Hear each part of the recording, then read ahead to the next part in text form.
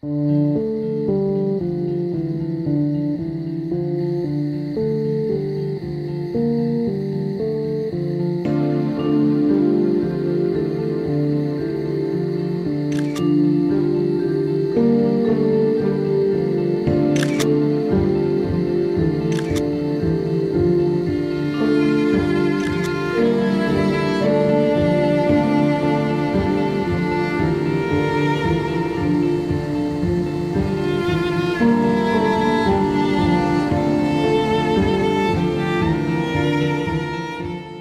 был в Бахчисарае, видел эти чешме, но я не знал, честно говоря, что это называется чешме даже. Ну, вот настолько все это было плохо.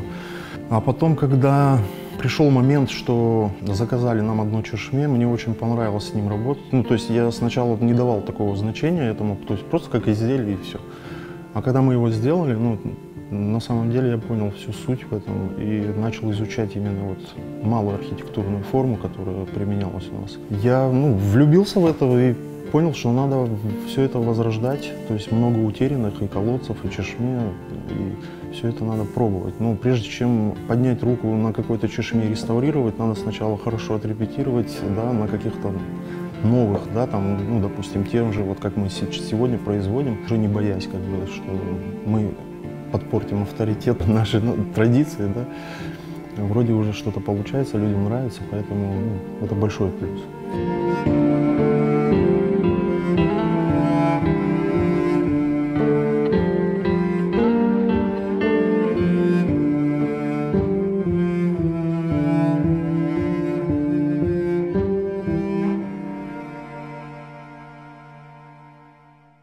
Да, это взялось случайно. Был такой момент лет 7 назад.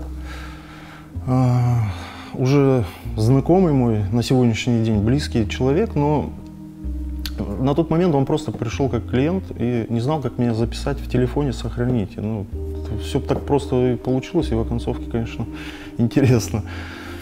Он записал как-то там, переспросил у меня, ничего страшного. Я говорю, ну а хотя бы скажите, как обозначение этого слова, там, сделано из камня. Я говорю, ничего, вроде нормально. То есть в голове не было вообще, что это пойдет как-то дальше развиваться и останется, и утвердится. Вот так оно и пошло. Человек начал давать мои номера телефонов своим друзьям, знакомым, которые интересовались изделиями нашими. И так вот и псевдоним получился такой вот интересный. И мы пытались, кстати, поменять, сделать каменный дворик, то есть и убрать акцент Таштана, но у нас не получилось. И вот сейчас, на сегодняшний день, мы просто решили, что это будет каменный дворик, мастерская братьев Таштан.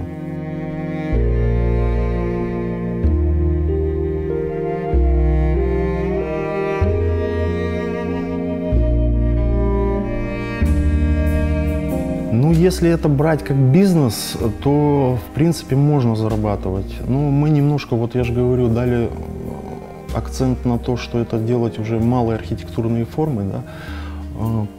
Я не скажу, что мы прям там можем чем-то похвастаться. Ну да, хватает, на жизнь хватает, то есть я не жалуюсь, все у меня в порядке насчет этого. Ну, сказать, что о каких-то больших деньгах, нет, такого нет.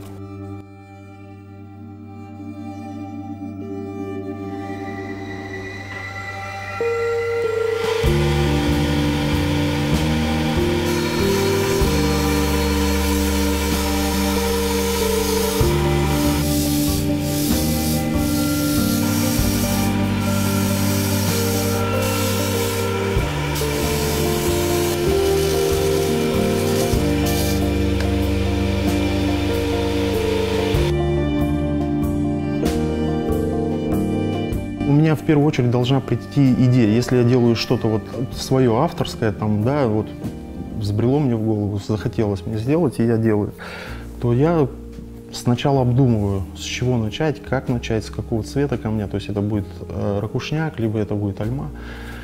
А потом уже, конечно, габариты в голове, опять же, потом на бумаге, и потом уже мы ищем камень, какой нужен. То есть есть предел, даже вот в альме, допустим, да, вот там есть сероватый немножко, там беловатый, то есть оттенки тоже очень большую роль играют, поэтому тут больше, наверное, так подходишь. Вот.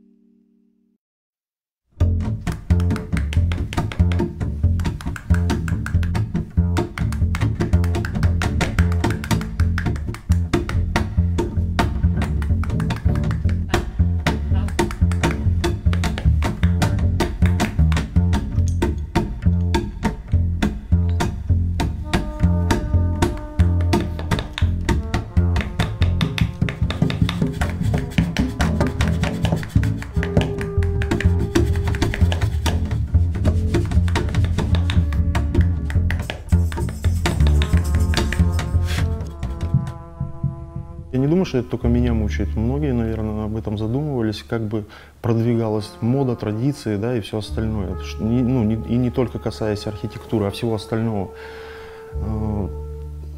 У меня на сегодняшний день ответ один.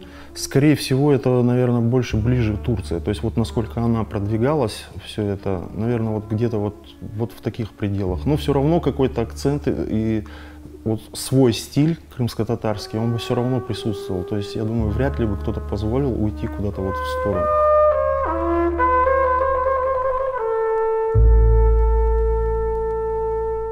Впервые это было очень давно, еще до переезда сюда, потому что мы с отцом чуть ли не каждый год летали сюда отдыхать. Он меня брал всегда с собой. Мне было, наверное, лет 9. Первый раз, когда я прилетел сюда. Впечатления были, конечно, тем более это по-детски, да, море, увидеть море, это для меня было что-то. Но мне особо как бы не рассказывали в семье, не разговаривалось, что ли, так вот о Крыме, как когда я уже переехал сюда. То есть всю суть я уже почувствовал здесь. Не сразу, но я уже вникал, потихоньку вопросы там задавал, узнавал что-то у харбабашек, у своих бойконашек, у биташек. То есть, только вот так вот.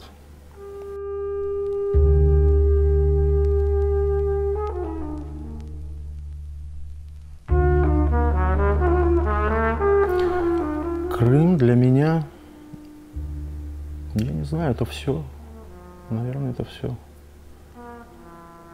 Что касается семьи, земли и всего остального, у меня практически больше ничего нет.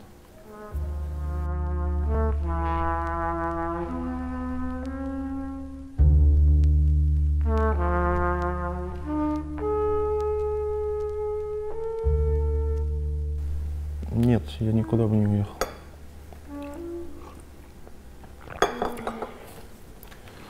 Я готов здесь сидеть до последнего. Вторую депортацию не хочется.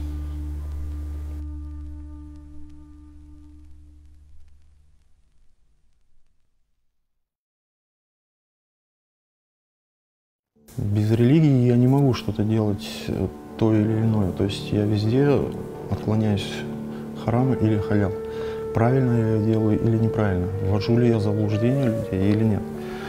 То есть я должен действовать так, вот, чтобы было все правильно.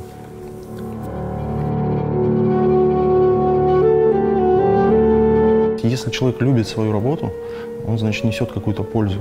И эту пользу в любом случае все оценят, и даст Бог, если все будет хорошо, и это все сохранится, придет время, когда будут ходить внуки и говорить, да, там, это вот мой дед или прадед, или там отец мой делал.